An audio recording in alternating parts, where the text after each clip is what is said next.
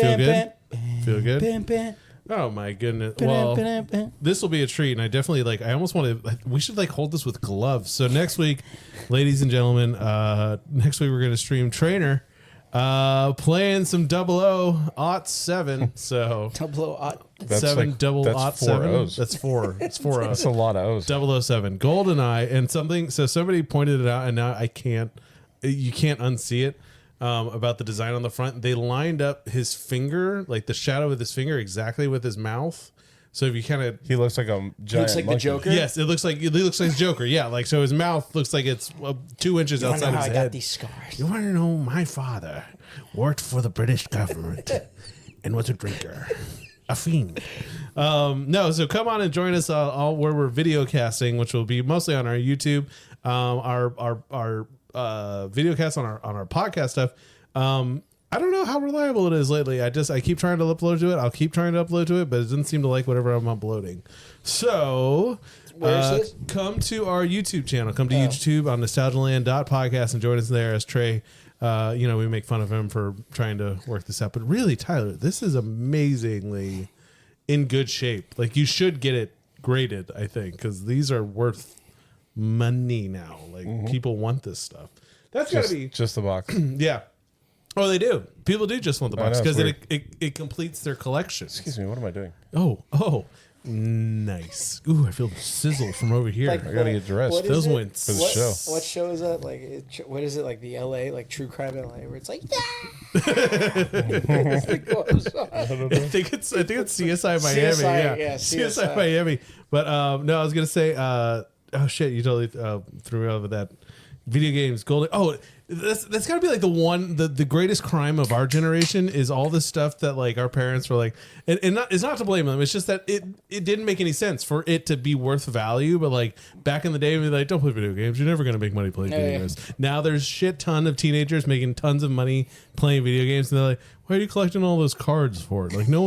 There's no money in cards. And now, literally just YouTube streams where all they do is they open up and they're ding, ding. I'm going to take the first 5 and put them in my hand. Ding, ding, ding. I hope this is it. And they hold it up and they're that's $6,000 right there. Just put that in my sleeve and I'm going to go do whatever I want for the rest of the day. My favorite video is that little kid on Christmas and his parents bought him Pokemon cards and he's I'd really like to pull the Rainbow Charizard. And he does the thing. And yeah. He's oh my God. Dude, it's so young. And the dad is oh my God. Dad's oh. It's opening going shopping again.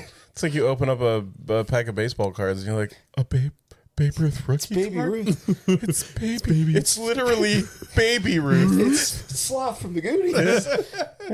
Oh man, well I was re-listening to last week's The Sandlot, which I gotta say, last week's episode Sandlot, that's a 4-star episode right there. That's you're grading us. Oh yeah, I'm grading you guys on that. That was quality content there. And so folks, if this is your first time listening to us, skip back actually. Go back to Sandlot, man. That's the one right before this episode. It was just really funny. It was great to hear your guys' stories about playing baseball and breaking your necks. So especially Tyler's.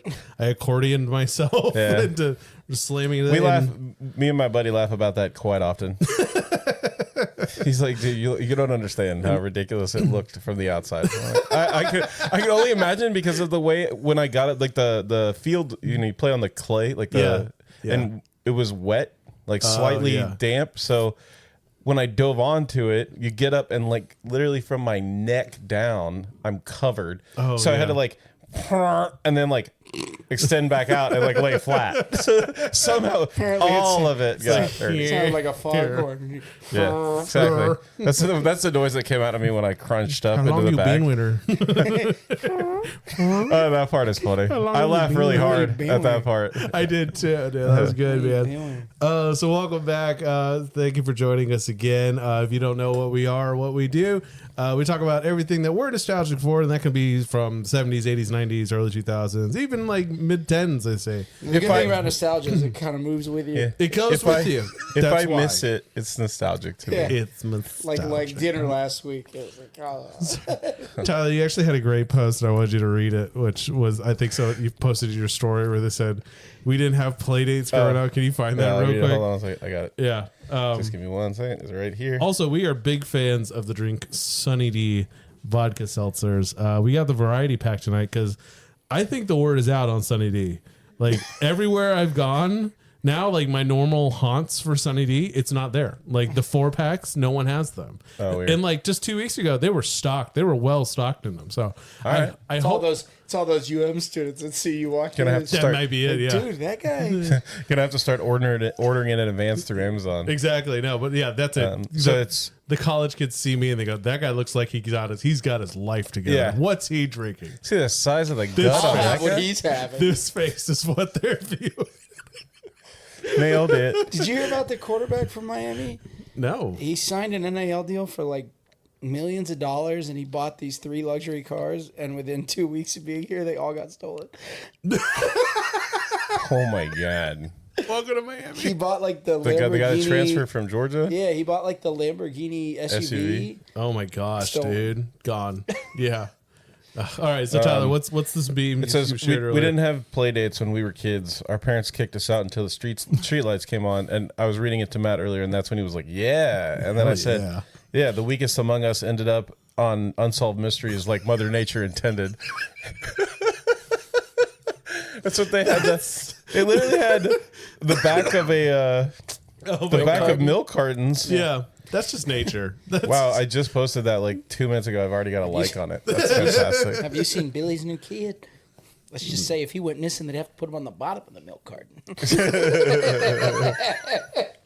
dude. Well, like someone was talking about that really a lot lately on like the Reddit channels where they were like, "Yeah, I remembered like my childhood like idea of like safety and like being cool like inside my hometown like completely went out the window when kids' faces started showing up on milk cartons." And I was like, "Oh man, that's such a good conversation to have because the like."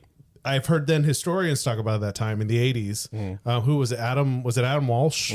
Was the first one? Well, it was the most prominent. Yeah. And I heard about that in historians talking about the 80s where they were like, it just produced this fear, this unnecessary fear. And actually, it was kind of like an experiment in media to see how quickly a word could spread and how would it change. Like, and so I don't know. I don't want to get like, Nostalgialand After Dark. Well, you know where it started was in Atlanta with there was a serial killer. Oh, yeah. The Night And Stalker? the Night Stalker was Richard Ramirez in California, who thought he was like a literal vampire. Oh, He would come to your door, and if your door was locked, he would move on because for he him. wasn't like invited into your house. Yeah, I'm telling you, I could do the whole thing. We Yeah, can do but the whole anyway. thing of just like But, walking around with garlic. But no, they would get on the news and say it's 11 p.m. Do you know where your children are? Yeah. I'm like, people were freaked out, and for good reason. I mean, kids were disappearing and stuff like that. It wasn't, Yeah. but the level of fear through the entire city was raised by all of that. I mean, that's great because, like, I do remember, like, growing up and, like, I'd stay out till streetlights came on, come in, check in with my parents, be like, "Hey, we're having a lightsaber battle in the neighbor's driveway. Can I go back?" And they're like, "Yeah, And it's fine. Just go." was like 3-4 weeks ago. Yeah, that was less than a month ago. I'm gonna say I can't pinpoint it exactly. Your but parents are like, "Stop coming here. Why are you calling us?" You don't even live FaceTiming them to ask." Wow, Dad, there's neighbors in the street. Mom, Dad, there's neighbors. There's neighbors in the street with lightsabers. Can I go play with them? Honey, why are you calling us right now? Put your kids to bed. They're children. You're a man. All right, now it's concerning. Now it's like, Oh yeah, I don't need permission. Their parents are watching. They're fine. Yeah, they offered me a beer, which I was like, "That's yucky. I only drink Sunny D." Yes. They told me to leave. They were mean to me. They're bullying Told me to leave. Oh Lord.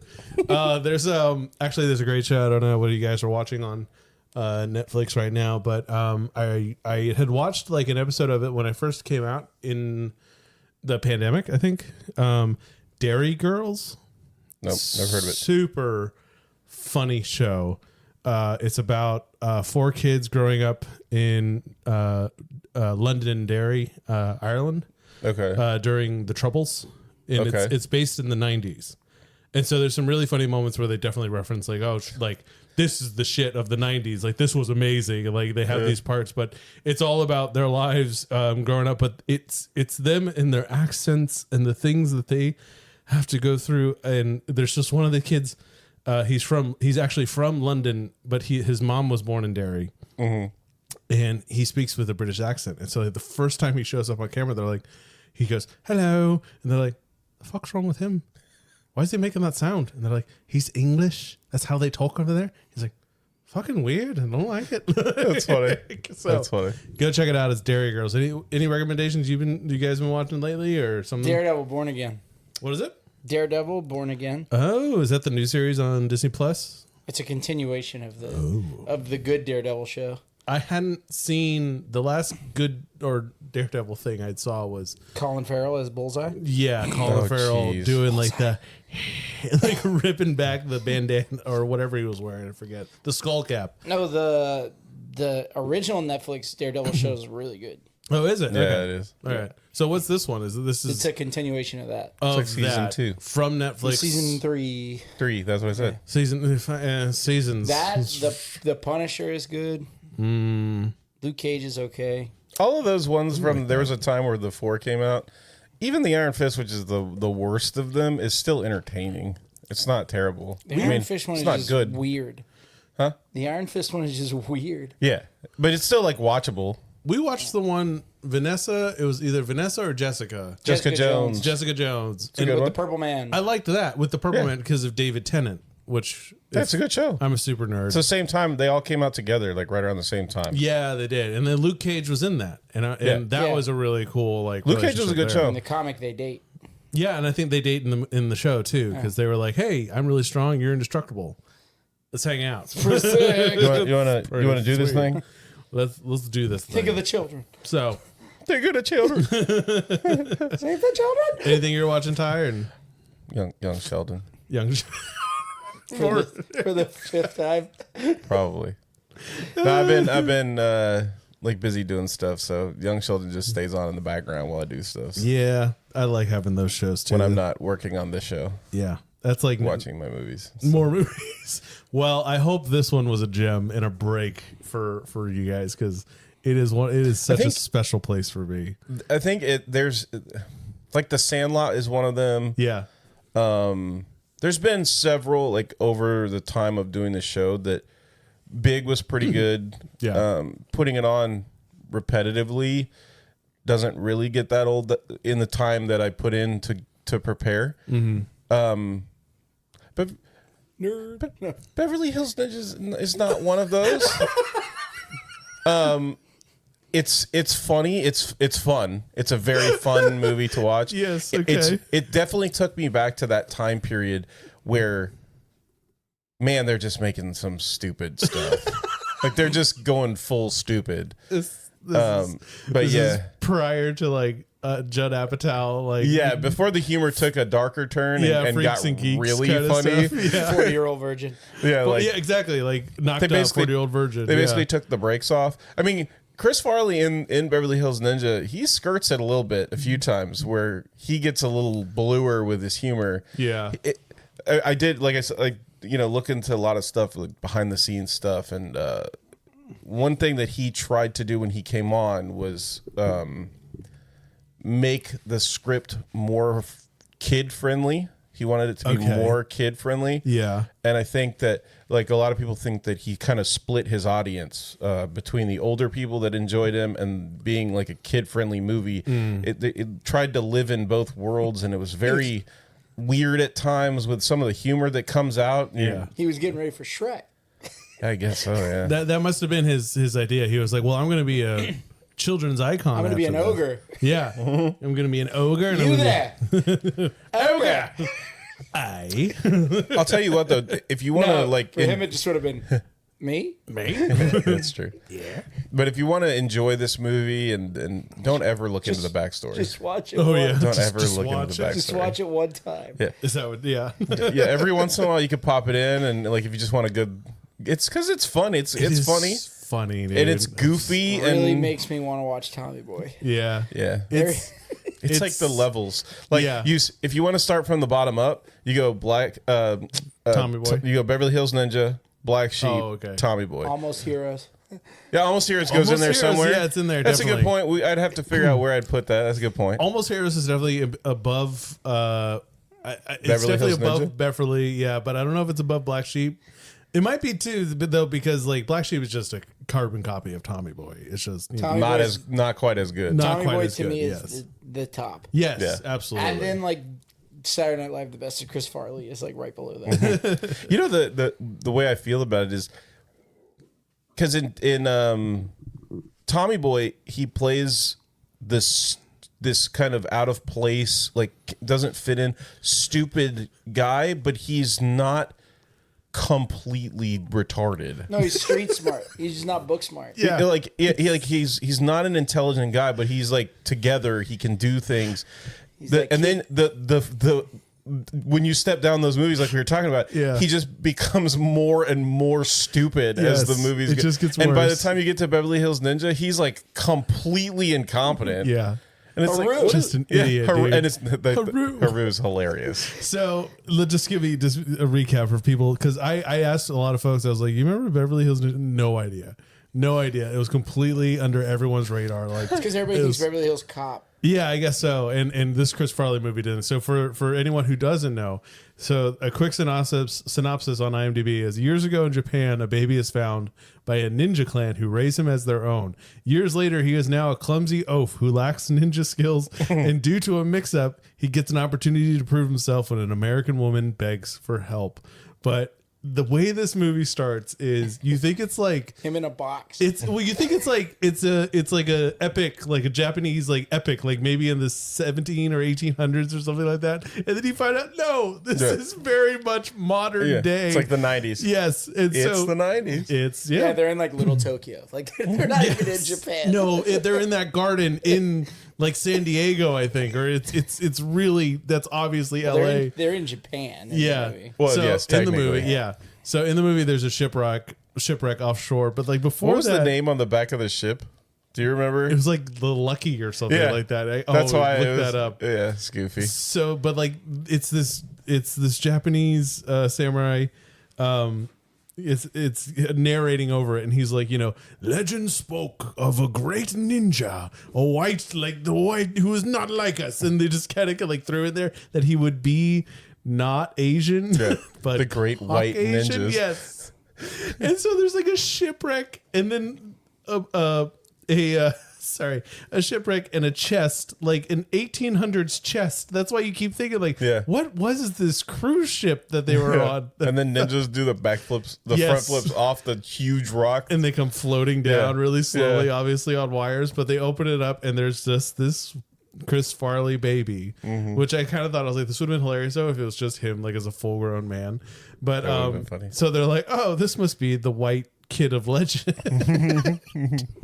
And so they're like, it reminded me also though, like of Kung Pao Into the Fist, where they're like, they have this one guy who's like, we purposely trained him wrong as a joke because this poor kid, every opportunity that where they're trying to train him in any kind of normal like ninja art skills, that's the whole opening montage is just Chris. There's this great 10-year-old Chris Farley actor who like he's doing like some bow staff skills, he's doing this and he just wham over the guy in front of them and hits the guy next to him, hits his brother, and so you just realize how much he's not. That's Gobet.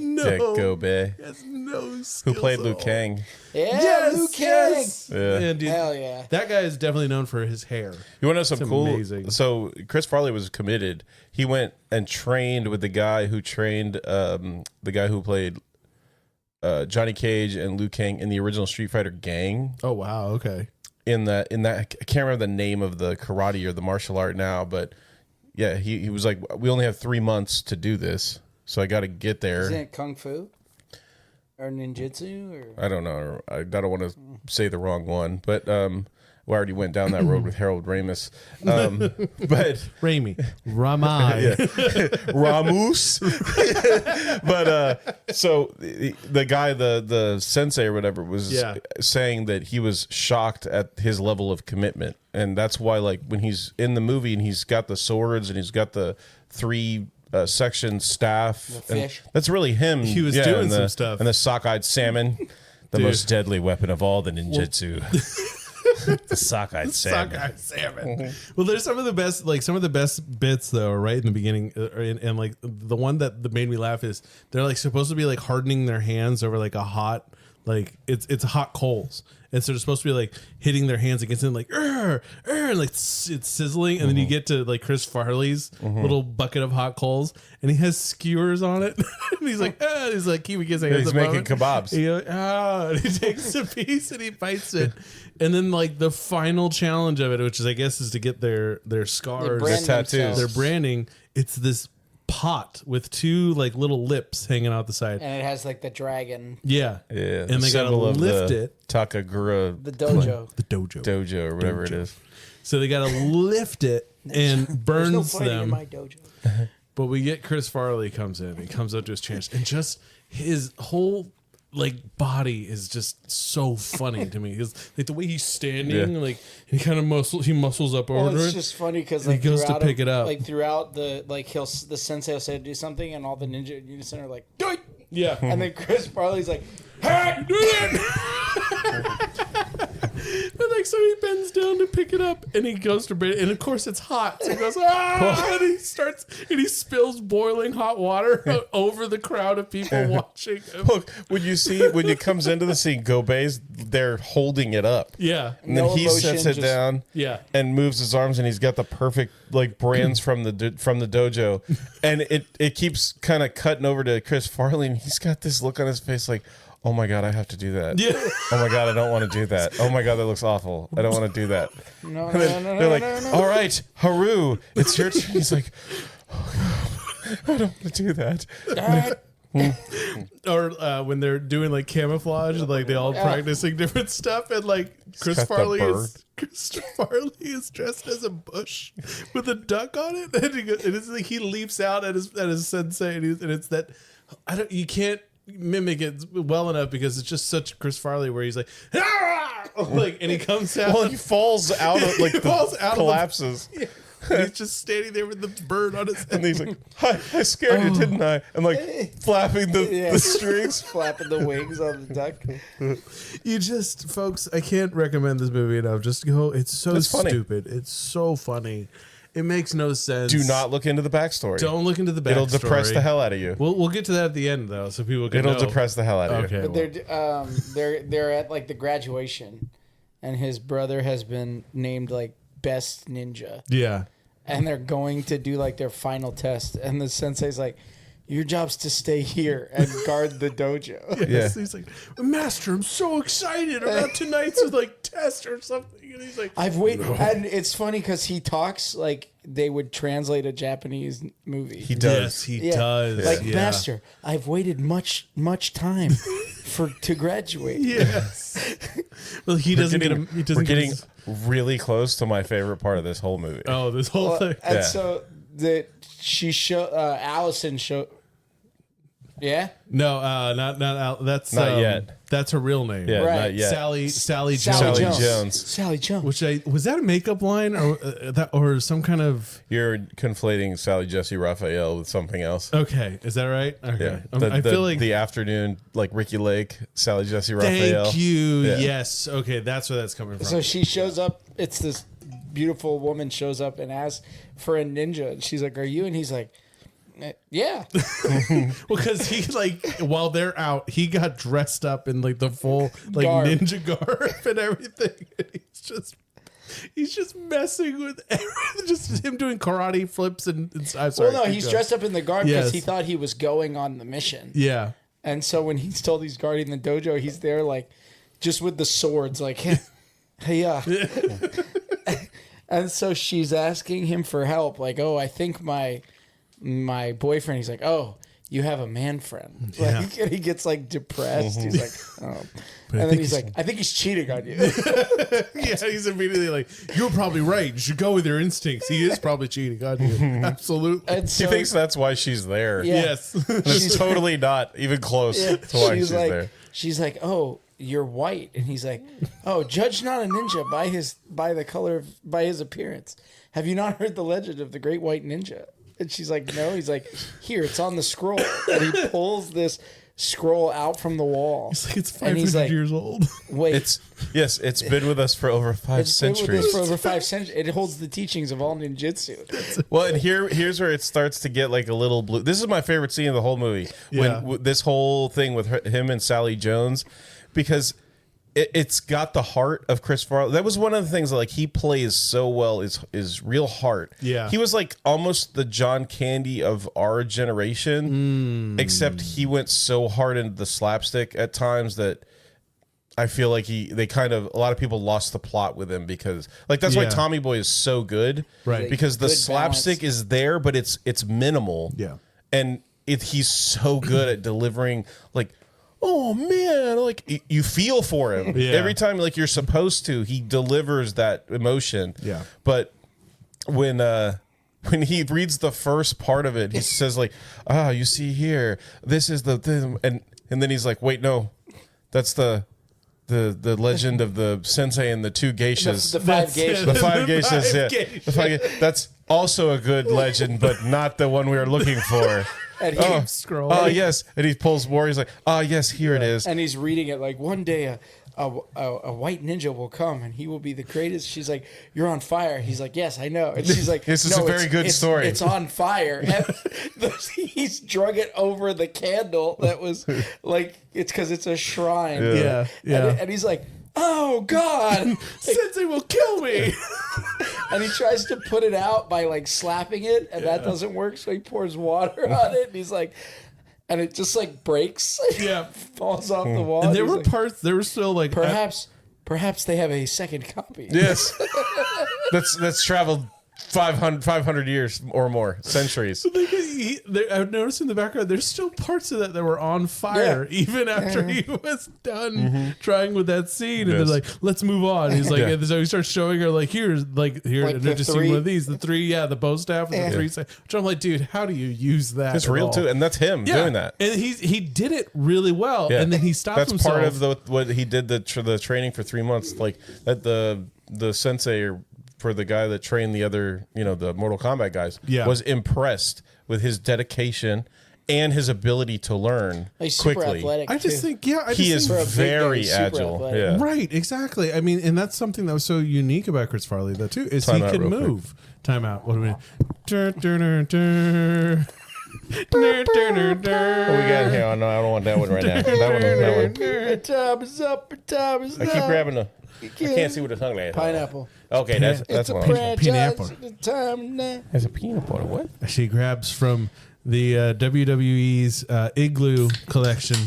It's not just a fanny pack; it's a cooler. Don't be jealous. No, But he spit in the cooler. so jelly. It's quick to cooler. I found these on Amazon. Now that Amazon knows what I buy, they found these headbands for me, and I'm like, oh shit, that might be a nice little thing. Bring some up in there. So you can find these on Amazon too. I don't know what I googled. It's just something Amazon showed In me. the scene we were talking about, he's showing her like that he knows all of the ninja moves and Yes, everything. yes. And there's a wall that has all of their sensei's ashes. Funniest. In Dude, the all of the bit. fallen ninjas. Yeah, and Every single. and he's using the 3-sided staff, and he's like, "Whoa!"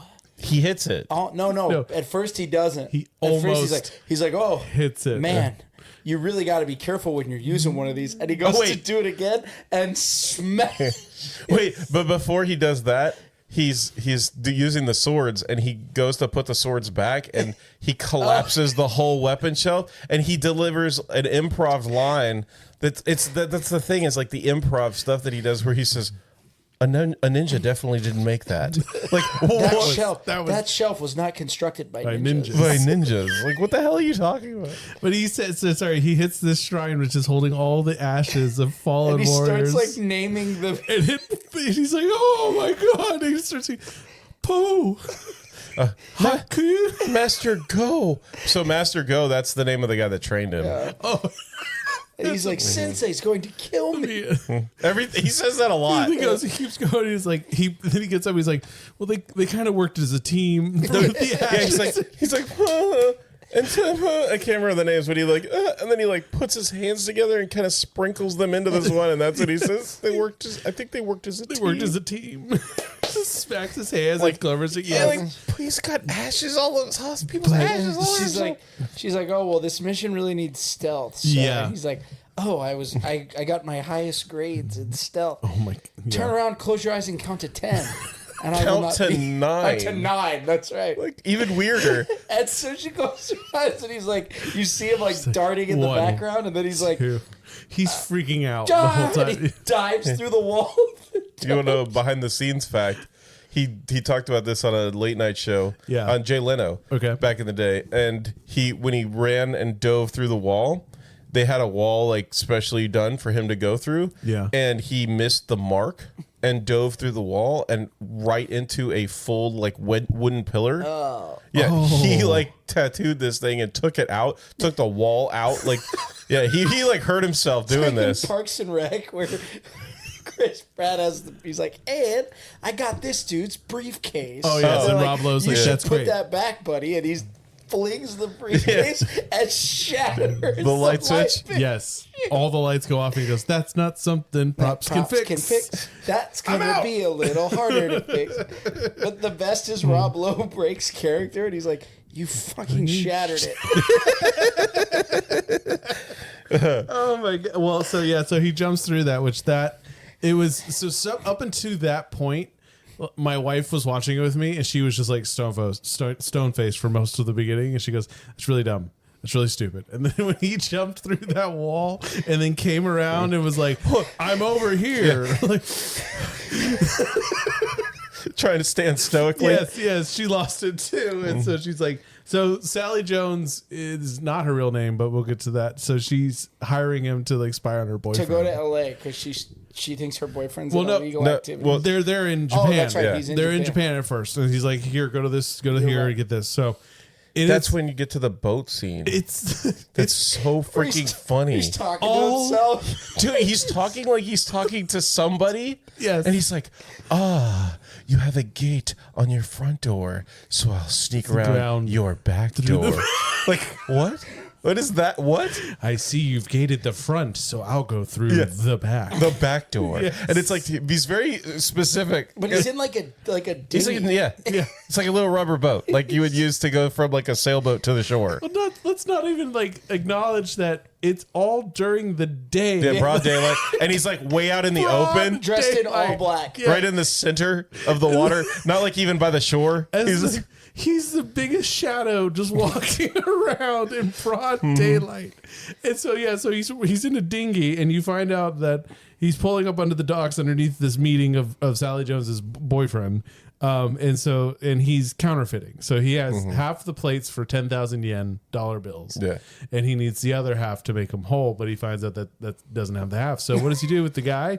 He shoots him. Well, he said, "Don't take a job if you can't complete it." He kills him. And that guy, of course, falls into Chris Farley's boat, his dinghy, and rather than doing anything else, he starts paddling out into. He's like, "Oh no." I can't. God, dude, I'm sorry. We're gonna have a really hard time with this because this movie, as a kid, like every scene, I would stop and rewind it and watch it again, and just I thought it was the funniest fucking movie of my childhood. And when I rediscovered it while we were doing the show, I was like, this is gonna be hard to get through. So the dead body falls on him, and the police are called because I guess they hear the gunshot. But then he gets accused of murder. Yeah, he gets accused of murder. Suspected that a ninja killed somebody there. But that he jumps in a big, like, I guess it's like just, what would you call like that? Fish like remains. Yeah, to hide himself. And he comes so out in gross. just that great way that Chris Farley plays up like something disgusting. Like he comes out and he's just covered in goo and nastiness. But he gets back to his dojo and they chug this huge bucket of water on it. And he goes, cold. And it's his brother, which I'm gonna. Oh man, Go Bay. Go Bay.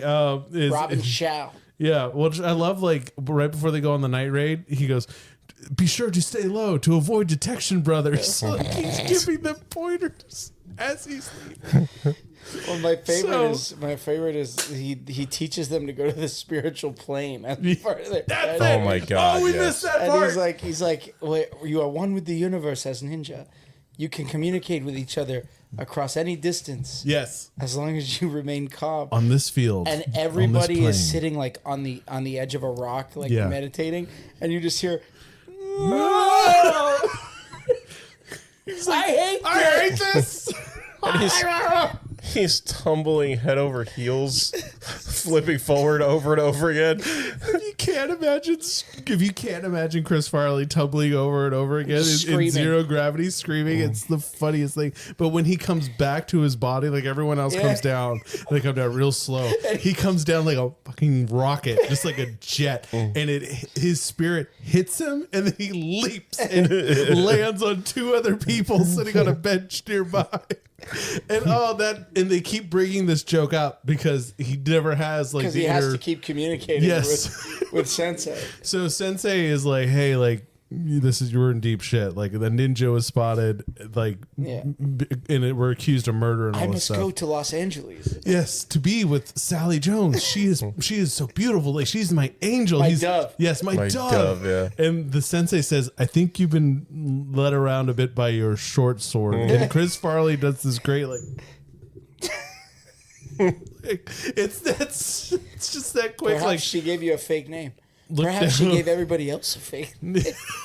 Yeah, because he says that Gobei went to the hotel. Yeah, and there is no Sally Jones. Sally Jones. But there's a woman by the name of Allison something. Porter. No, it's not Porter. Doesn't matter. It But could be Porter. that matches the description. Parker, because that's the bad guy's name. Paige. Or no, Tanley. That Tanley's the bad guy. Tanley the bad guy. Yeah. Allison Paige. Paige, yeah. Paige and Gobei. And so Nicolette Sheridan, which I felt like I'd seen her. She was in Spy Hard, which is another great one. The Cleaner, she played Diane, which codename The Cleaner is with Cedric the Entertainer. Super funny, actually. You should check that one out. But there's so many of these kind of like weird mid-90s films that were made that were like definitely like produced like okay or green-lighted and had some of Lorne Michaels' blessings on them, but like they were like what are we making here? Like Corky Romano is another one I definitely want to do, which the one line from that movie with God, what's his name though? With who played Corky Romano? Does anybody remember? Chris Kattan, where he's like he rings a video doorbell and he goes, "You guys," he's dressed as a Girl Scout. He goes, "You guys want some cookies? You guys want some cookies?" My oldest brother says that one a lot. So yeah, me and T up on that one. Okay, so he convinces his sensei, Colonel. He convinces Sensei to let him go to L.A. We'll do that movie one day. From Grandma's Boy. Oh yes, Grandma Boy. Yeah. Guess what else you don't get? The Colonel. The Colonel. It's Betty White. That's gotta be done. It's not Betty White. No, it's not. It's Miss Romano. Yes, it's Ray Romano. Yes, I forget about her. Also hilarious. She's very funny. Yes. Very funny in real life. Okay, so Sensei says, yes, fine, you can go to L.A. And he sends Gobei. Dude, yes. I love the fact that spy on him. When he's like, well, not even to spy, just like him, basically. Just keep him alive. Yeah. Like he's gonna fuck this up so bad. But going to die. He's like, oh, good idea, Master, to send him. And then he says, yes, and you're going to go with him. And Kobe is like, are you kidding me? No, anything else. What? Yeah, like, please, don't make me do this. He's like, what do you think of, what do you think of Haru? I love my brother.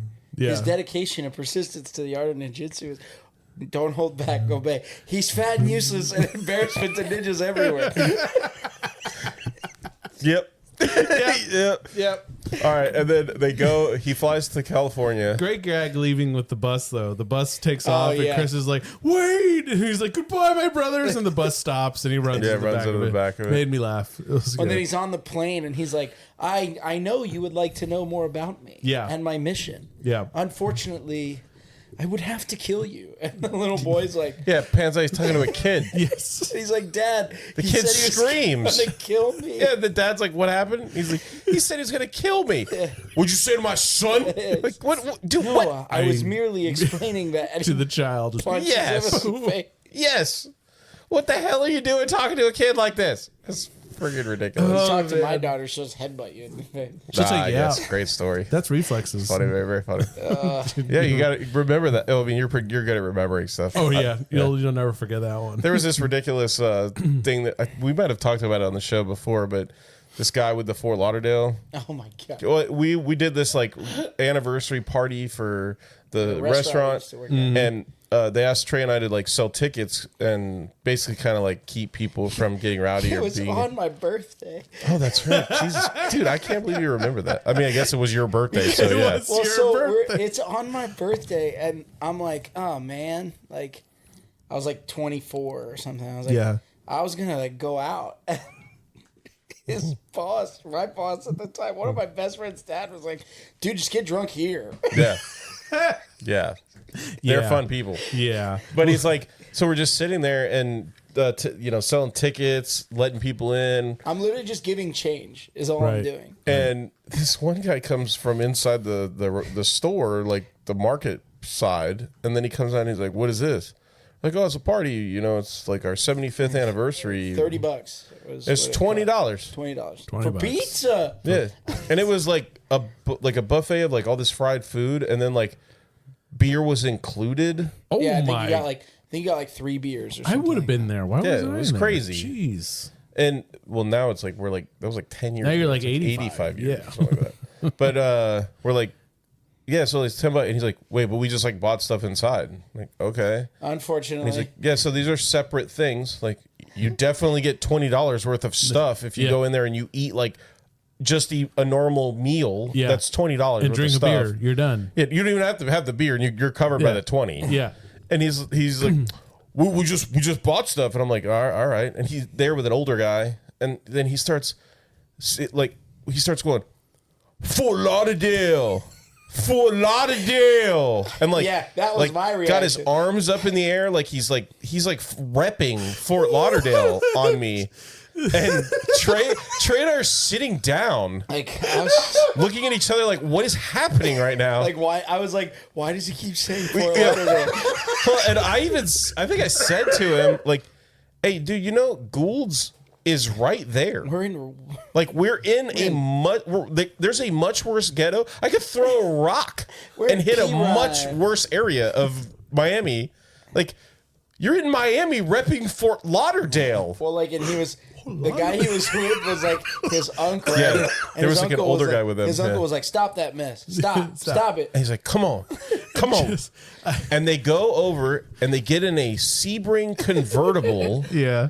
And drive away. Uncle's car. Yeah. And it's like, dude, you just repped Fort Lauderdale on me, got in a Sebring convertible and rode away? Hell yeah. What the hell just happened here? You just got taken out by a D-Wulan mother. Sorry. Well, and I would forget about this.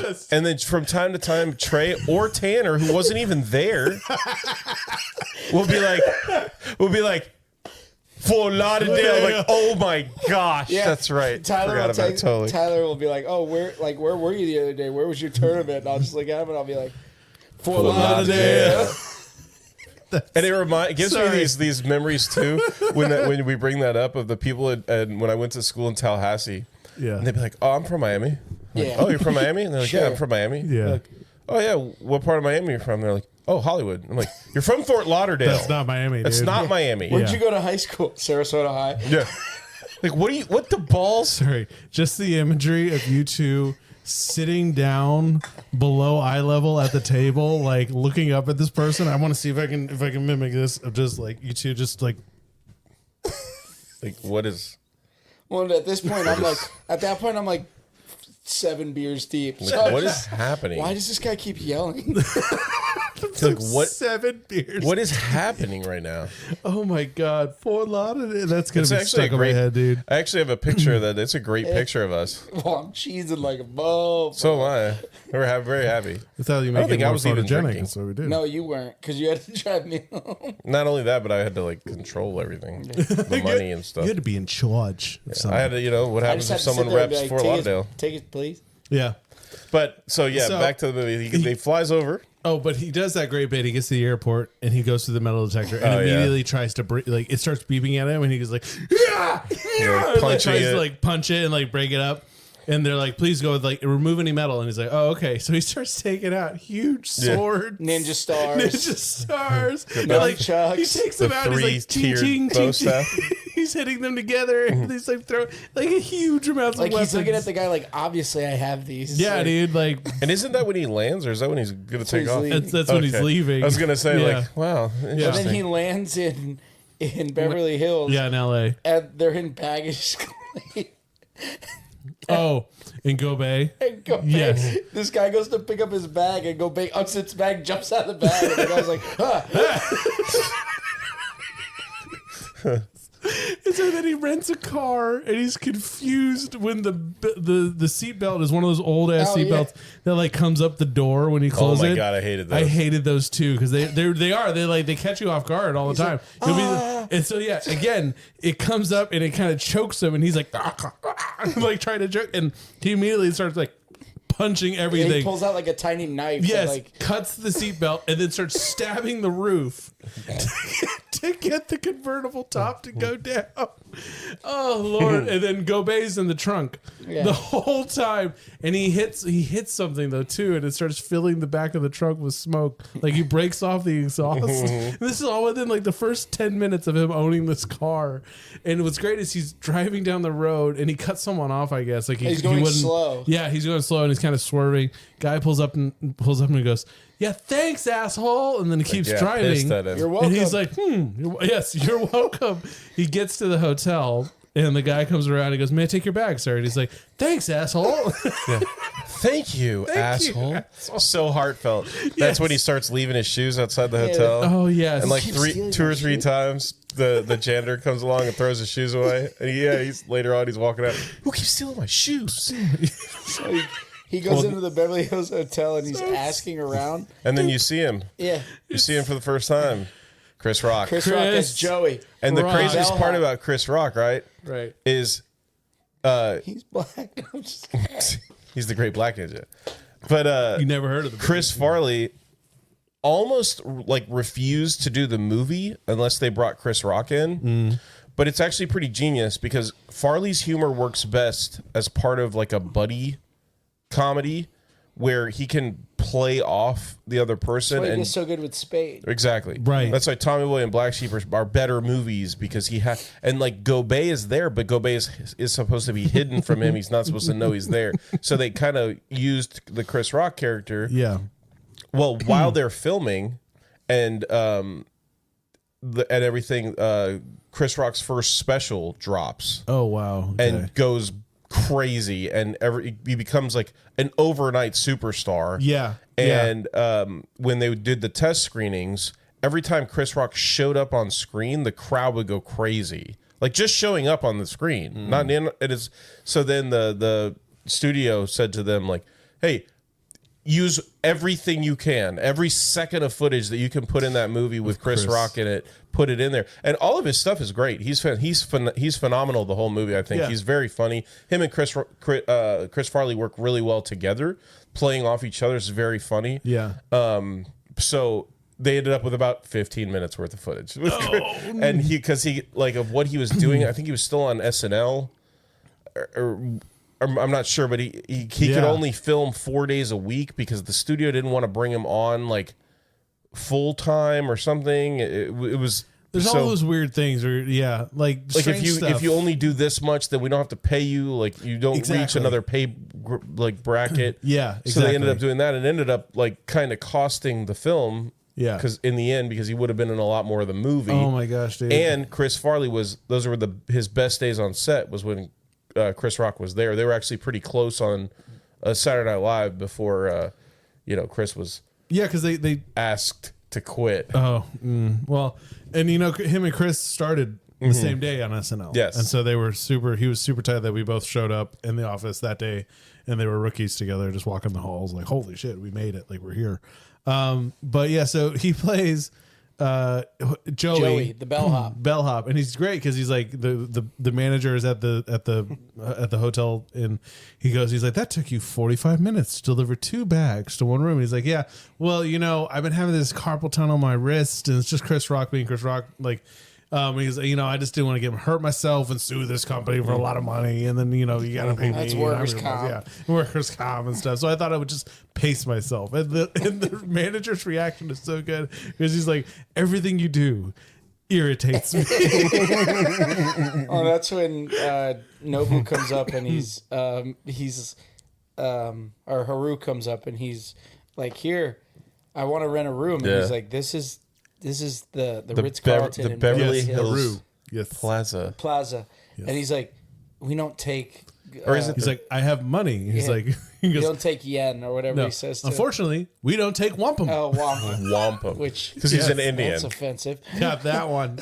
Picked it up. We want them. You're wampum. Well, poor Chris, he's It's like, from Zombieland. Haru, he's like, I have gold. And he's like, He opens a bag full of take this gold for a it coins. reminds me of the lady from Home Alone 2 who's like, "Front, please." Yes.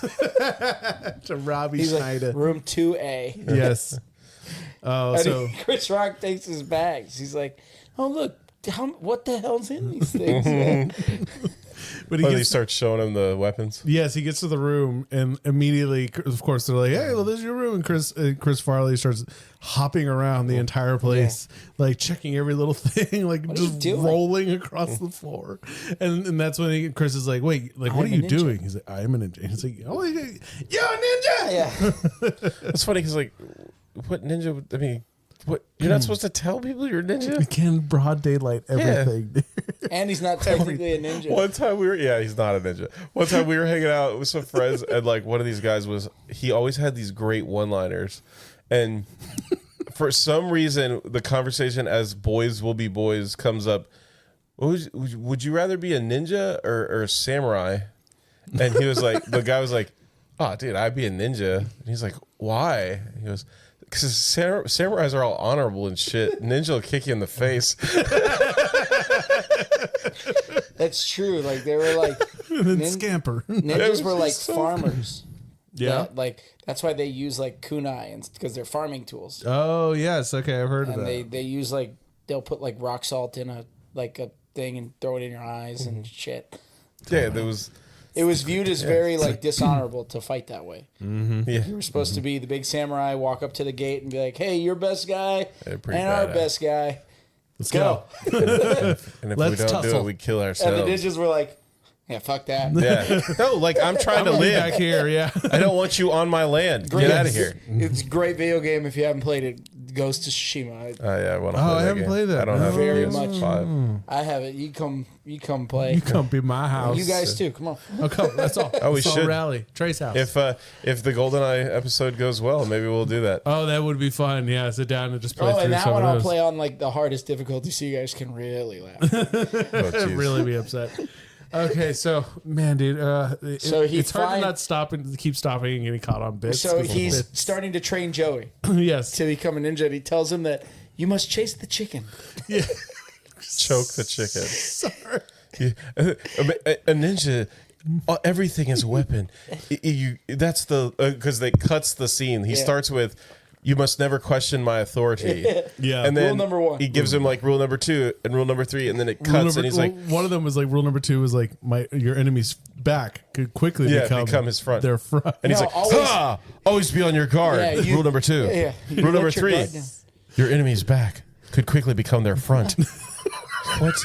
But then it cuts and he says, yes, and rule number 75 or something like that. That's it, That to learn how to rip a man's head off with your bare hands or decapitate a man with your bare hands. And he's like, really? You could do that? He says, yes. The best way to practice is with chickens. So like there's parts of the movie where he's like chasing chickens around. That's all Chris is doing. like the whole movie. You just see a chicken see go him in by, and then you see Chris go running yeah, after it. No, Joey. You see chicken, Joey, and then sorry, and Chris he's Rock. like, Yeah, but Chris Rock. and Yeah. and Haru's like, keep trying, Joey. I love when he yells like, "Good work, Joey!" Great something- persistence, Joey. Something about that name, Joey. Oh no! Oh, no, Joey. Oh no, Joey! It's like it's Well, just that's from funny, Yu-Gi-Oh. dude. Yes, it's Yu-Gi-Oh. Yeah. Oh no, Joey! The heart of the cards. Yugi! Yay! They do like a Team 4-star thing, but Yes. and his big thing is Brooklyn Rage. It's really funny. But now my next thing is just Fort Lauderdale. Fort Lauderdale. Hell yeah. Oh God. Okay, so he finds Sally Page, Nope. At the mall. Sally Jones. Sally Jones. He's walking down the street. Yeah. And Gobet is dressed as one of the mannequins. Yeah. And he's just running up to random people Taking that are photos. blonde and like kind of have the build, and he's flipping blonde. them around. She's beautiful. She's rich. How many people in LA? How many people in Beverly Hills? Could there be? And Chris Rock's like, natural blondes? But he's just running up to people. Sally Jones? Yes. Sally Jones? Sally Jones? And he goes to do it. He goes to up to get that new dude. clothes. Yeah, he goes to get new tiger clothes. print dude. blazer. Yes, it's a tiger print blazer, and he comes out and he's like, "How do I look?" He's like, "You look like a pimp." He goes, "Thank you." Yeah. And the best is he finally found Sally Jones. Well, so he goes up to the dude that looks like Fabio. Yeah, And he's like, it does Sally look like Jones? Fabio, but it's not. Yeah, it's not. And then he says like, oh, I'm sorry. You look like her. They're twins. And no, but you look like a brother. You don't look like either of them, actually. Like, what is happening right now? It does not compute. But Gobet throws a ninja star into Sally Jones's passing car, who's actually named Angela Page. Allison Page. Yeah. And she pulls over the side of the road. He walks up to her and he's like, Sally Jones, I have found you. It turns out that your boyfriend is a killer. So it probably means he's cheating on you as well. And she's like, get out of here. Haru? Because there's somebody like watching them. Yeah. It's like I guess the henchman of She's going to meet him at a restaurant. Yeah. Right. What's the guy's Tanley. Yeah. So her boyfriend Tanley Martin Tanley. is like, he's a killer and he's a counterfeiter. So she's like, it's dangerous, and she realizes that like this guy's kind of a dumbass. And I've come all the way to Beverly Hills. I came all the way to Beverly Hills across the ocean, and now I'm dressed as a pimp to save you.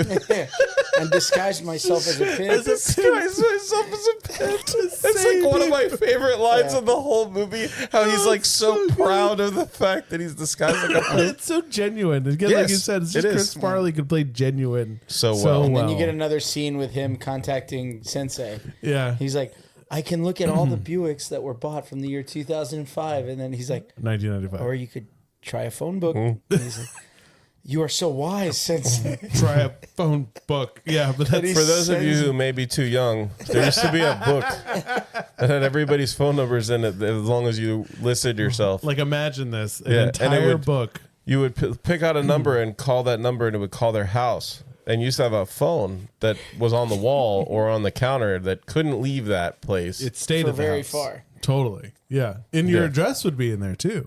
Yeah, your address. You if you were in the book, anyone could find you. Which now it's kind of the same. It's a little harder, I think.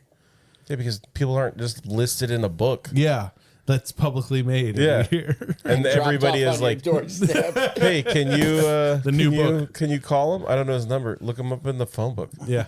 Does he have a Facebook? Yeah, No. and if you wanted to find a business's phone number, was it the white pages? Yeah. Or was it the other way around? Yellow pages. Yellow pages were people and white pages were business. Okay. Wait, I think it's the other way. Oh, We're gonna look that up. Anyways, it's one or the other. One or the other. It's been a while. I know this place of residence. Jesus. Sorry, hold on. You knew that was coming.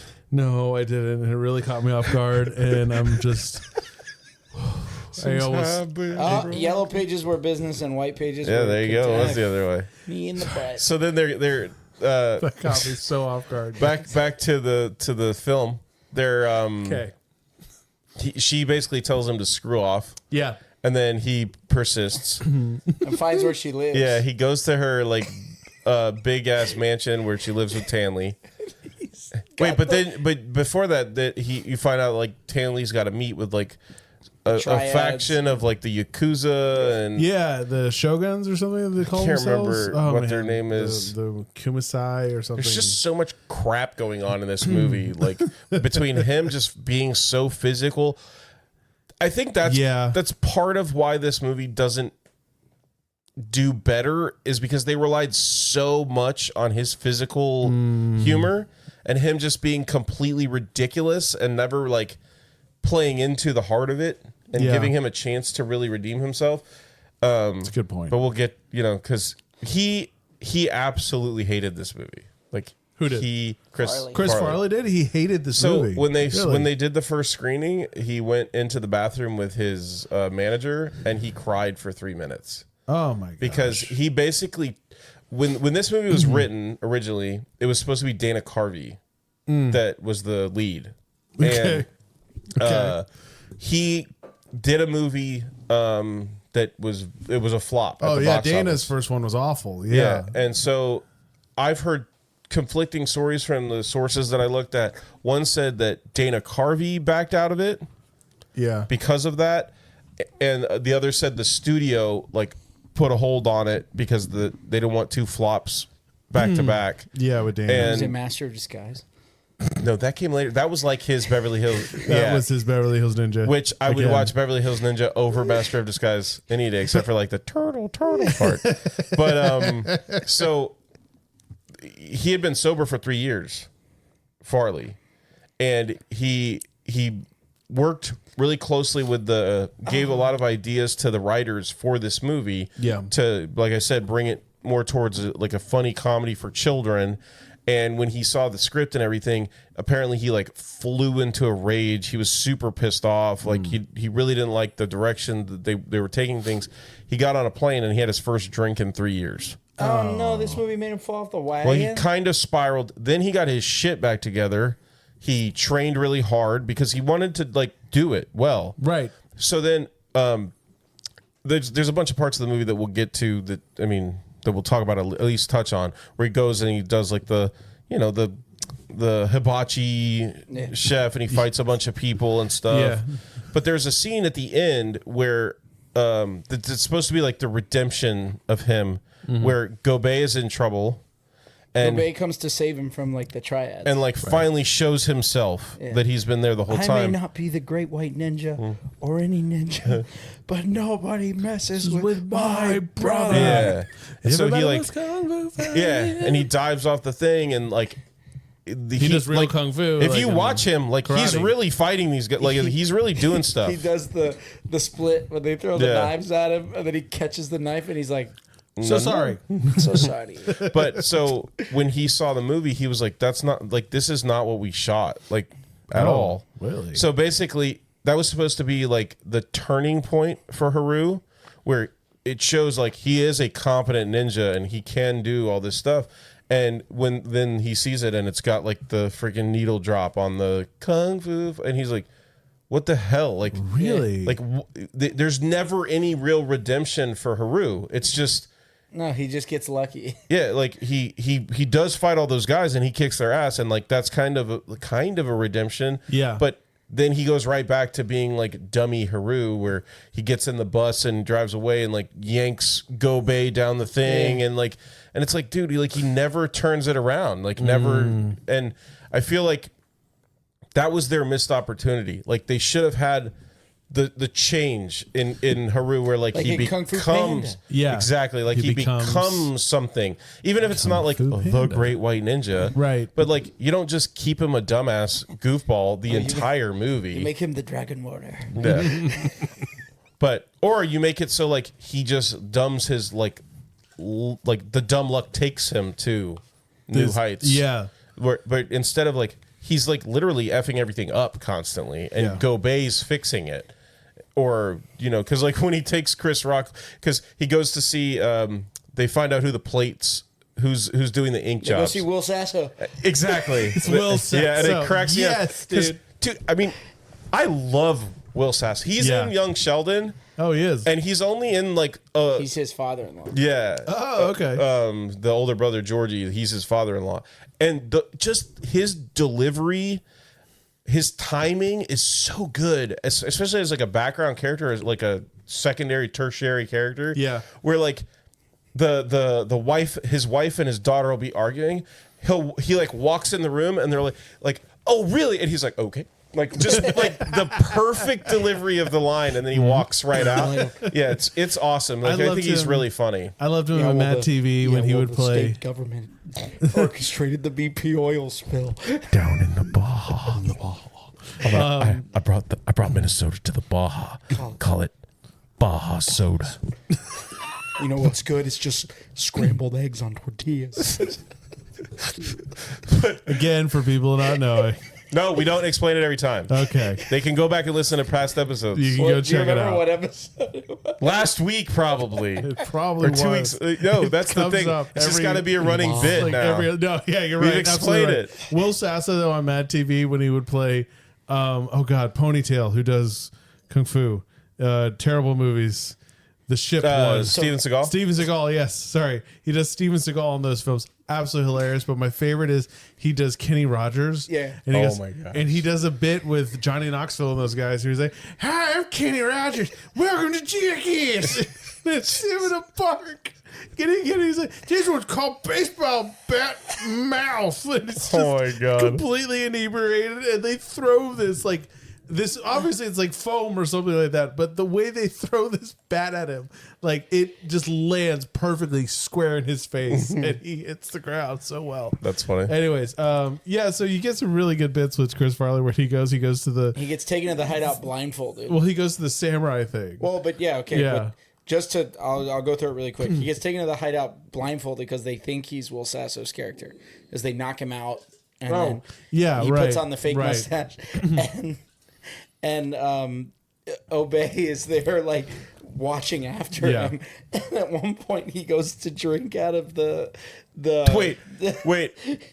When they knock out Will Sasso, Yeah. so funny because he's telling Allison, like, "Oh, and then I will use the ninja sleep grab," and she's like, oh, "Okay, cool, great," and then Will Sasso is this over the top loud, but he's like a normal salesman. dude, Yeah. but he's a normal dude, and then he goes behind him and he's like, "What are you doing there?" And he grabs him. Whoa, and he's like, whoa. and he's like, have you not heard of shiatsu massage? And he's like, what? Like, and then they start wrestling because he puts him in a headlock. And what happens? Allison stands up and clocks his ass straight knocks And through. him then they out. give him Yes. mushrooms. Yeah. Yeah, they give him shrooms, but it backfires and it just hits everyone in the Well, room, he so they're all sneezes. laughing. Yeah, Yeah, when they give him the drugs. they give him the drugs to tell And the does truth. he die? No, I don't I think. just think he passes out. Yeah, Because he's like, and then he just like collapses over backwards in a chair tied up. But then when Farley is dressed as him, he is like, Yeah, he's in his element. oh my yes. gosh, that would have dude. been a great SNL Because character. it dude. reminds me of like in Tommy Boy when he comes back, he's like, "I thought you were gonna fill it up." And he's like, "They only got diesel. Gotta go to the next station." Pulls the door. He is like he is on fire, and, it's like so constant. fast. I can't even. I can't recall. I know like there was something where he's like, "Hey, what's the mileage on this thing?" And like every time he gets it, and like they're driving him through, and he's just shouting jokes at them the whole time. Yeah. He's like, "Please shut up." Yeah, Like, Tanley's like, "Shut your mouth, shut your mouth." But they take him to try to see if he can print. He can make prints of the, yeah, of 'cause the he's counterfeit he's money. the ink. He's the counterfeiter. Yeah, no, he's like the ink specialist. Yes. Yeah, to But match the ink But with he the goes to bills. drink out of a water Yes. fountain, and his mustache comes off. He's like, "Oh, faithful!" And it comes off. Obey is Gobey, there. yeah. Gobey is there, and at one point, like he like chucks the back on his face, and he's like, "Ow!" And then they turn around, they're like, "What?" He's like, "Something must Something have bit bit me." me." A bug must have bit me. Like, what the hell? He's like, "You give me a phone. I got a guy who just kill everything in here. If you want it, I can tell you to recommend him." And he goes, "Right, he'll be here tomorrow." But Kobe wraps his mustache around a metal ball and a slingshots the sucker like David and Goliath, kind of slingshot, hits him square in the right on the face. So Slaps then it they back on figure out there. that he's not the Yeah. ink specialist because everything's coming out like bright red. And And he's like, "I'm just gonna go back to my office, grab some more inks, fix it up, blah blah." And as he's saying that, like Ding, ding. one plate falls out, Yeah. and then he like all the plates fall out. Like, you only needed one. You didn't need all of them. Like, you only needed one. "Why are we doing So this?" then they kidnap him, yeah. and I think it's he's funny gonna in all die. these movies. They do it with her too, with Allison too. In all these movies, like he kills everybody immediately. And then Right. it comes to the main characters, like, "Oh, we'll deal with him later. Yeah. Let's You go." wait. Like, wait, why are we doing it later? Yeah, no. Why are we? What's wrong with that's called plot armor. right now? exactly. So, but they kidnap him and they're taking him. He's in the back of a trunk. And he's in the back of the van. Yeah, the back of the van. and he somehow, I forget how he gets loose. Allison cuts him. Okay, so they're meeting. No, Allison's like because that's when he has the line that I like a lot, where he's like, "Just imagine the rope lengthening, and it will untie itself." Yes. and she goes, and he goes, "Or a knife that works." Or a knife. Yes. But they're meeting. It's another like Los Angeles landmark. I meant to look it up because I was They're like, at that like the looks China really familiar. Theater, like the. It's like somewhere up in the hills or something. Yeah. Yeah, but it was, and a so temple. it's the two gangs, and they both have one half of the plate, and they're deciding who's going to get both halves and get to run that scheme for a little bit.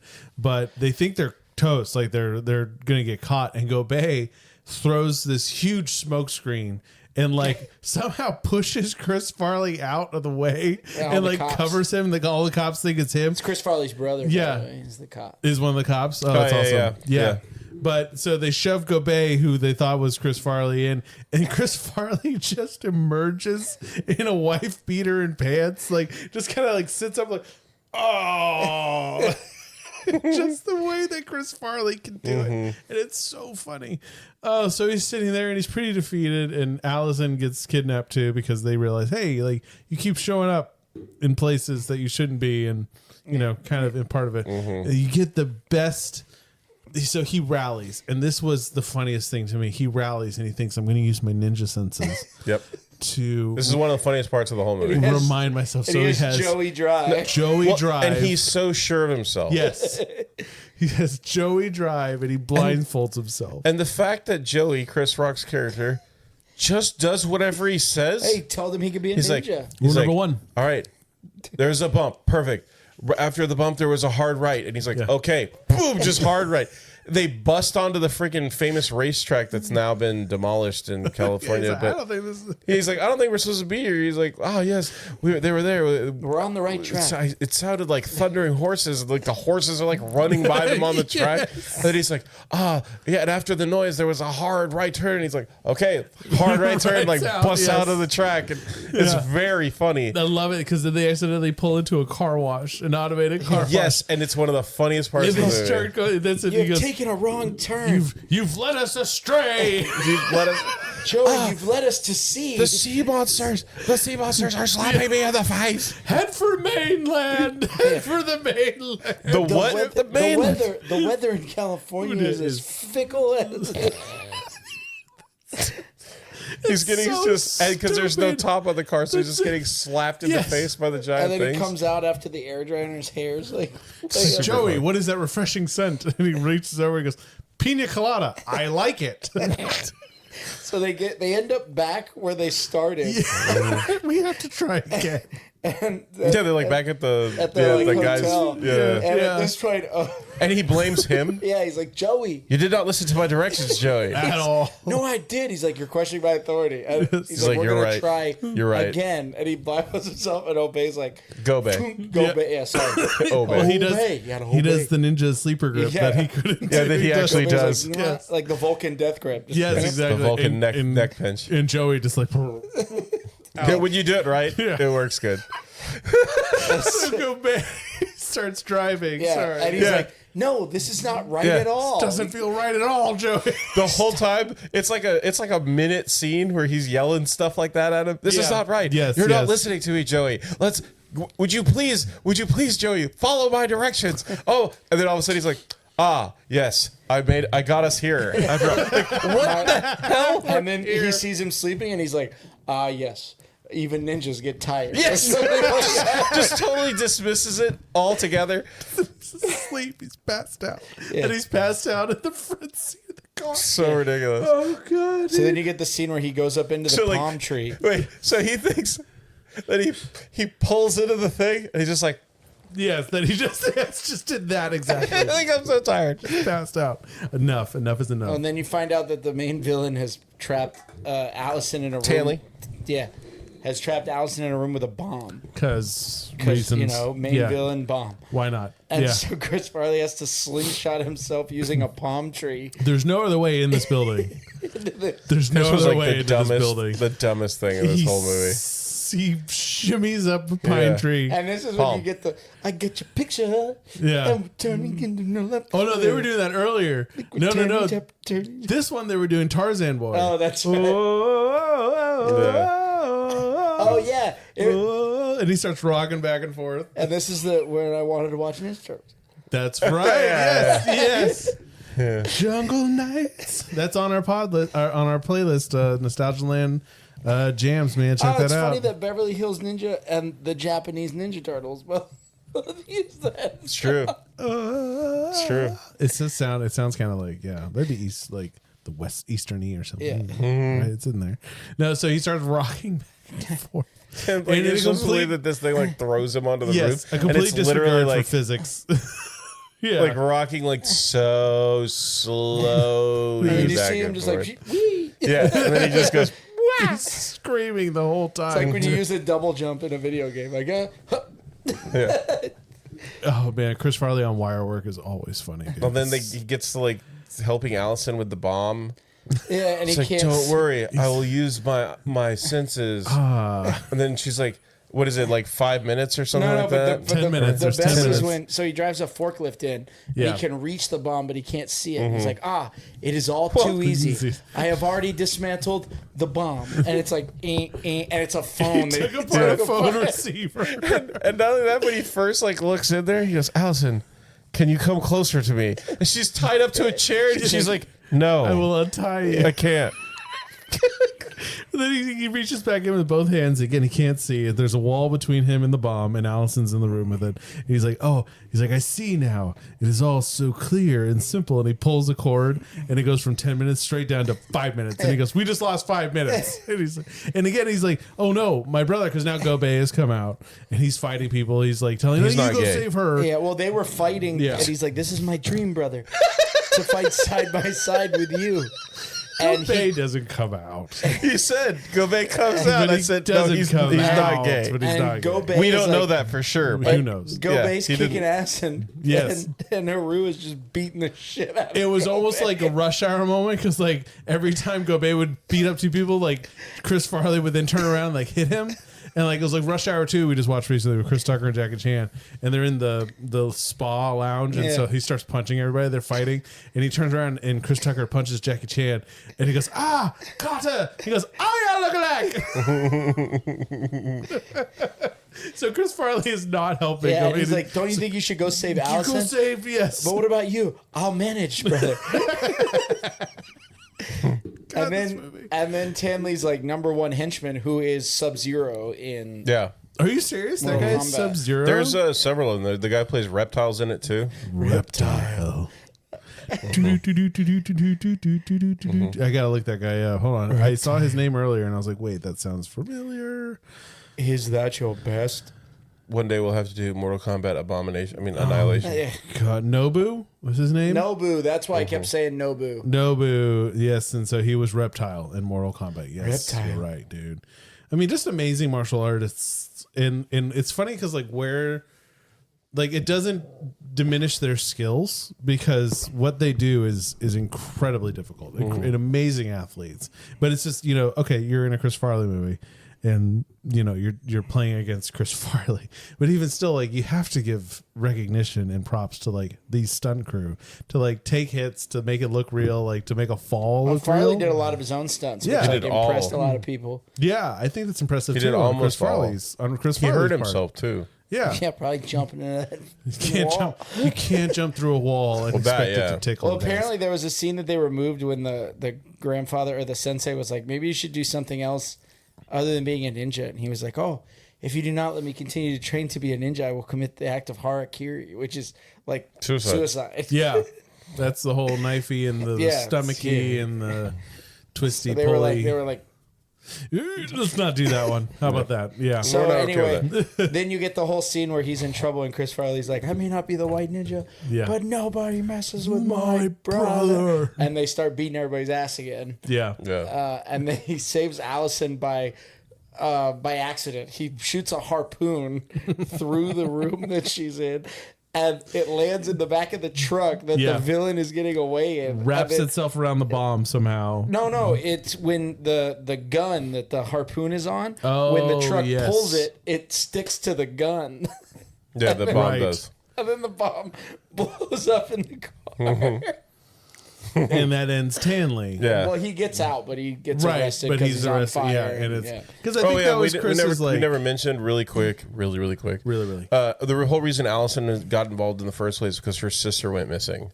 Oh yeah, And she had been dating Tanley, so Yeah. she was trying to get to the bottom of where her sister was. That's was why she did the personal. whole like Sally Jones thing and getting the ninjas involved. Because if the cops got involved, then he would know something was up. Right. And so she was trying to stay in the shadows. So she hired the dumbest person she could ever find. But she said she's only been dating him like 2 months. It's weird that her name was in the phone book already under his address. That's odd. Hey, she's a mover and a shaker. I guess so. Candlestick Fills out her census She every month. asked, yeah, maybe she it asked was for that. maybe to it be was redone. time. Yeah, no, maybe it was time, and You're right. It's just like It the just, way it worked out. It just cycled right. That's why she hired the ninja. She's like, I just love this. She's living with I'm in him the after book. 2 months. She's kind of a hooer.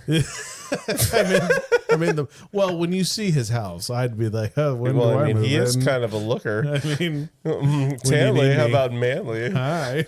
What do you do for work? I don't need to know. Do you want to do Have me you for work? seen the pool at this house? Yes, exactly. I don't need to know what he does for work. I can play. I can play that card in court. That holds up. So Right? you want me to hit you with the depressing side of this now? Let's go for that. Yeah, because Yeah. already I feel like we're selling this. So movie as basically, hysterical. They stop the bad guy. They go get buddy time, and then he Yeah. pulls Nobu into the water, or he pulls what's his name? Go I wanna say Bay. Liu Kang. Go Thank Bay. you. Go Bay. Yeah. Go Bay into the water. Go and then back the end. in his wheelchair. Yeah. Because somehow Yeah, his he put wheelchair him in. gets tied to the back of the bus, It's and they're the like, grappling hook. "Goodbye, Yeah. Then they have the goodbye, really brother." heartfelt moment where he tells him like, "I would fight alongside you any He day." gives him Yeah. the medallion. Yeah, Yeah. it's really Of, like, sweet. the- It's good heart. I don't know, but if I was like the number one ninja, I wouldn't want like a gong sized medallion to be what shows that I'm the number one ninja. Oh, we have nothing round in here to kind of, but like, it is quite large. It is humongous. It would be like if It's I like wore. this. Yeah, It's like that. dun, dun, dun, dun. Or it's Did you see this? What is this? Is this that one? No, it's this one. It's like wearing the. Haven't used that sound effect enough in a long time. We barely ever use sound effects. That's our side quest note. So if we ever go on a side Yes. quest, We've gone on so many side quests without busting out the side I quests. know, dude. Because and I hope our listeners appreciate my thought behind it. Is that's the music from Lord of the Rings, and I specifically equate it to going on an unexpected journey. And that's why I would use it for side quests. That's what it is. It's an unexpected journey. Yeah, so his medallion, his enormous medallion size thing. Ridiculous. There's nothing about it's like someone like was told a very generic idea about ninjas and then they wrote this movie. Yeah. Like that's completely 100%. what they did. 100%. Some of it was really like also mixing like kung fu, which is Chinese martial arts. It's not Japanese. And Right. Anyways, so all right, you were going to share some of the some. Oh well, depressing basically, points. so the backstory we already talked about a little bit. Dana Carvey was supposed to do it. They went out looking for a new lead. They offered Chris Farley like $6.5 million to do the movie, and basically the money got him to do the movie, and he agreed to do it. And even though everybody around him said, "Don't do this movie, don't do it, don't do it, don't do it," his dad talked to him and said, like, you can't pass up on $6.5 million. So he came off of Black Sheep, went basically right into filming this after like a 3-month break where he was training the whole time. Yeah. And then, so they took a little time off before the movie was to come out, you know, where they're editing and like they may do reshoots and stuff like that. Yeah. And he fell off the wagon. And you can see, like in the movie, they did reshoots. And there are scenes where he's like enormously fatter. Like it's showing his face and stuff, and his like his under like his double chin area. Yeah. It goes from like pretty tight to his face to like this enormous like. Oh man! And it's like he just you know came unglued, was drinking like crazy and everything. Yeah. And he had been sober for 3 years before the movie. But he just took the failure of the movie very hard. He thought, like, you know, it could have been a lot better. But that's pretty much it, because we talked about most of it earlier where, you know, he was dedicated and he really wanted this to be a good movie. I think it was a mix of, like, they needed to pick one and make it like a kids movie or make it like a more adult movie. And they tried to be in the middle. And that's when everything gets kind of muddied and the movie just becomes this like goofball. It's like a middle schooler's movie. And and it works for like the age that we were at the time that it came out. But you're losing the young and the old at that point. Because if I saw this movie today, I would think like, yeah, it was all right. Yeah. Like it's funny. Right. But if because I wouldn't have that connection to when I was a child and have like the nostalgic touch to it. There's some parts that are very funny and some lines that are delivered so well, but there's so much that's like, okay, this feels like gratuitous. It's just like it's the same slapstick feel to it. Right. It's too much. And I think that's where like Tommy Boy succeeds and this movie doesn't. I think that's why Tommy Boy does better than Black Sheep. Because Black Sheep goes a little overboard with the like extreme physicality of Chris Farley. Exactly. And it's like, okay, this is so gratuitous of like, okay, you have Chris Farley. You don't need to do that. Yeah. And I feel like he's so similar to Robin Williams in the like the level of energy that comes with him.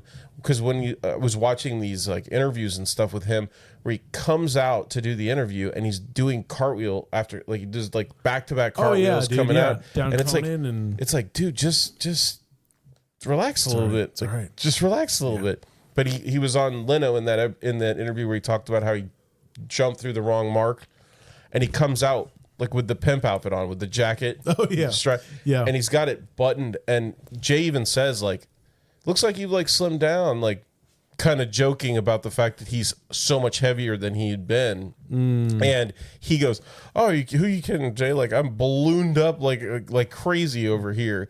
And it's just it was, it's rough to see. Yeah. And then the kid that played him as the child version in Beverly Hills Ninja. Yeah. That you said like they did a great job version of him. Yeah. Unfortunately, his life also took a very Chris Farley-esque route. I saw that too. And he went the way of Chris at about the same age as Chris. Yeah. Like they both took the same downturns. Towards the drugs are it's a hell of a thing, man. It's a hell of a thing. Yeah, but I mean, overall, this movie is funny. You should watch it. Totally. It's like $4 on Amazon Prime. Dude, it's worth the $4. Yeah, it's super funny. It's also just something I think too, like to add to like people's catalog, because I think most people just know SNL and Tommy Boy, and maybe they know Black Sheep, but like to add this also into Chris Farley's, like, because he was also Chris Farley did Norm Macdonald's movie Dirty Jobs. Dirty Work. Dirty Work. Sorry, Dirty Work. Sorry, Dirty Bit. In the land. Oh no, there's that. Is that that other movie with Dan Aykroyd, In the Land of Shit? Oh, yeah. Great Outdoors. No, In a World of Shit. No, it's Nothing But Trouble. Nothing but in the land of skunks. The man with half a nose is king. It's like because he's got no nose. Yes, because what's his wife bit it off. Yeah. But like, it's to add. I mean, because I was a huge fan of Chris Farley, especially when in the mid '90s when I started like kind of paying attention to like what was on television and seeing him and living in a van. Yeah. Down by the river. Our good friend Zach and I would recreate that. And we would do, the Zackets guy. Oh, hear that, Hank? And that whole bit. But yeah, just to add to like fucking peacocks, man. Yeah, they're everywhere, dude. That's really weird. That I hope you can't pick that up on the mic. I wonder if we can. But yeah, there's wild peacocks everywhere, people. They stalk us. They rule most of the cities in North America. Packs of stray dogs that dominate most of the northern cities in America. But to add, it's like Chris Farley is one of those people that I was like, man, I wish somebody was there for him, just that he would still be around here today to kind of still have more time to do more work. Like you were saying, where he gets to play honest and genuine and not so like, you got to be fat, you got to be funny. Because that's what he lived by. He was deeply influenced by John Belushi and almost did whatever John Belushi did because he saw it as a process of how to be the most funny, get the most fame, get the most laughs out of it. And it's a shame because I really wish that we still had Chris Farley around. It would have been weird to have Chris Farley as Shrek, which he was recording. He was almost done recording this, and that would have been strange. I don't think it would have worked. It's funny as well. I don't think it would be as strange because you wouldn't. You wouldn't know Mike Myers' version. And if you like go back and you watch I don't know if you watched them, but there's a lot of clips of him like where they had kind of the animation and they had Chris Farley reading it. Yeah, it's like it's not bad. It's not bad. Yeah, you're just like it's different to hear, like you said, it's different to hear. Well, once because there's no Scottish accent. Yeah, and once you have Shrek. Right. As Mike Myers with the Scottish accent. Done yeah. In my swamp. My swamp. They're coming out with another one. They are. Zendaya's going to be in it. Well, the internet's already won. You know how we fought against Ugly Mario back in the day? We're already fighting against weird Shrek. Like, it's not huge changes. It's just very subtle changes. Well, it's like the new Harry Potter series that's coming out. Dude. And they cast a black guy as Severus Snape. And it's not that I don't think someone else could play that role. No. It's just that the books described him very specifically. And Alan Rickman. Yeah, not only we had Snape. Like, Yes. what are you doing? And okay, so James Potter bullies the black kid. Like, really? Now That's he's a going to race. look good on screen. Yeah. Like, Well, so maybe- now he's a racist on top of being We an should asshole. find maybe he's Asian. just Maybe like, we have Asian it's Harry Potter. so He made him Native American. Yeah, like that's the whole thing. It's like it's so unnecessary. Just cast to fill the role that like with a good act. I'm sure Right. there's a million good actors Right. out there. And John Wayne plays Luna Lovegood. Yeah, exactly. Like, you're not Exactly. crazy. I see Exactly. them too, partner. Exactly. They live in your head and make your brain They go only fuzzy. appear to those who have seen death. Death. Well, that's pretty good. John Lithgow, partner. That was really good. Hey, $40 for pizza. Pilgrim, not partner. It's Pilgrim. Pilgrim. Pilgrim.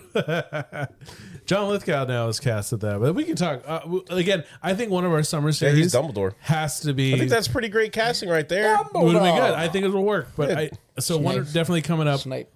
Severus Snape. Snape. Snape. Severus Dumbledore. That's like the puppets, right? Yes. Yeah, I knew that. But definitely a two-parter we'll have to do this summer is I want us to talk about Prisoner of Azkaban or Chamber of Secrets. I love. Honey, I'm reading Harry Potter. Potter and the Prisoner of Azkaban. What do you want? What do you want? I love Harry Potter. So because there's it now as many times as I have watched them, there's so much that I'm like, what the hell are we doing as a school and as a community? Oh, yeah, for sure. What is going on? Why are we letting these children do this? Okay, Yes. there's a cat's blood on the wall, and the kids are getting slightly murdered. Yeah, Like, kids they're are not dead. disappearing. They're petrified. They're Petrified, not not completely dead. I'm not dead. We're not calling Not people. dead. What's I happening? feel Yeah. happy. No, it's just funny when you watch some of those with a lot of those first movies. You just get the attitude of like Dumbledore's like, let's just see how this plays out. Yes, Let's exactly right. We'll see. Maybe Harry will murder another one. Let's figure this out. 30 points to Gryffindor. 500 points Gryffindor. You can't do that, Headmaster. F you, Snape. Gryffindor No, points. point. Give me points. This goblet doesn't have any whiskey. I thought you said it was filled with fire. What's wrong with you?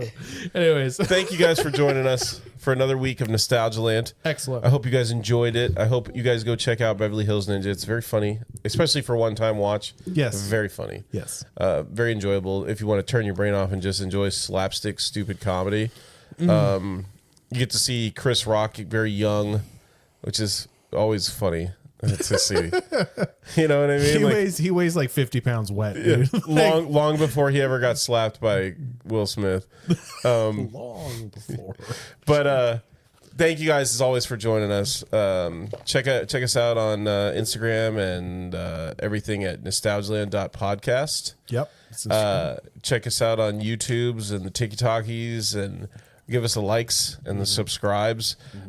Be sure to tune into YouTube next week because the show might be a little weird to the ear. We're going to try something a little different. We had a request, as we talked about earlier, to do some video games.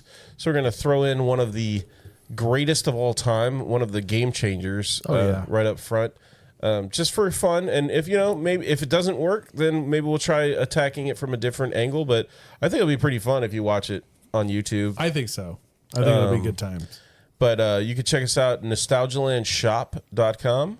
So close. Nostalgialandpodcast.com. Motherfucker. Nostalgialand shop on Etsy. Yes. I'll never get it. I think I got it one time. Cue cards. No, it's funnier to just have me get it wrong every time. In parentheses, it But yeah, says check us out Cue cards. on Etsy and on our website. And you could buy our merch, our products, whatever you want to call them. We got some fun stuff. Try my products. Try my products. It's been a while. We haven't put anything up there. No. I was trying to trigger you guys again. It's been a while.